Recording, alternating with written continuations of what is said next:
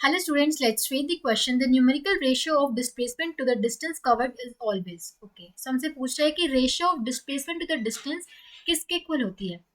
तो डिस्प्लेसमेंट हम कैसे डिफाइन करते हैं. डिस्प्लेसमेंट होता है हमारा shortest distance between initial and final position. और जो डिस्टेंस कवर्ड होता है वो होता है एक्चुअल पाथ लेंथ जो होती है हमारी. मान लो अगर हमारा कोई पार्टिकल ए से बी तक जा रहा है, ठीक है, स्ट्रेट लाइन पाथ पे जा रहा है, ठीक है. अब स्ट्रेट लाइन पाथ पे जा रहा है तो इस केस में जो डिस्प्लेसमेंट होगा और डिस्टेंस के इक्वल ही होगा. अब जो डिस्प्लेसमेंट होगा पी और ए के बीच में जितना डिस्टेंस होगा वही उसका डिस्प्लेसमेंट होगा. ठीक है. तो ये इस केस में जब अगर स्ट्रेट लाइन पाथ में चल रहा है तो डिस्प्लेसमेंट यहाँ पे क्या होगा, ए से बी का डिस्टेंस के ही इक्वल होगा. ठीक है. तो यहाँ पे इस केस में जो डिस्प्लेसमेंट और डिस्टेंस की जो रेशियो आ जाएगी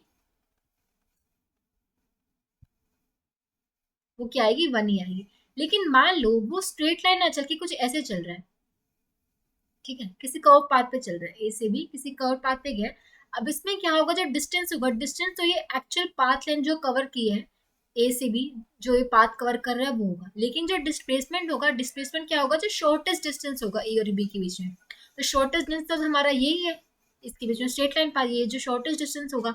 तो इस केस में जो डिस्प्लेसमेंट होगा हमारा वो छोटा होगा डिस्टेंस से.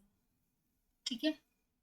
तो जो डिस्प्लेसमेंट और डिस्टेंस में रिलेशन क्या होता है, या तो डिस्प्लेसमेंट हमारी डिस्टेंस से छोटी होती है या फिर वो उसके इक्वल हो सकती है. अगर वो स्ट्रेट लाइन पाथ में चल रहा है तो उसकी इक्वल होगी, तो अदरवाइज वो डिस्टेंस से छोटी ही होती है, बिकॉज हमारा डिस्प्लेसमेंट क्या होता है, शॉर्टेस्ट डिस्टेंस होता है between initial and final position. यहाँ से हम बोल सकते हैं कि जो डिस्प्लेसमेंट होगा, डिस्प्लेसमेंट बाय डिस्टेंस होगा, वो क्या होगा, लेस देन 1 होगा. तो हम बोल सकते हैं इन जनरल हम क्या बोल सकते हैं कि जो डिस्प्लेसमेंट बाय डिस्टेंस की जो रेशियो होती है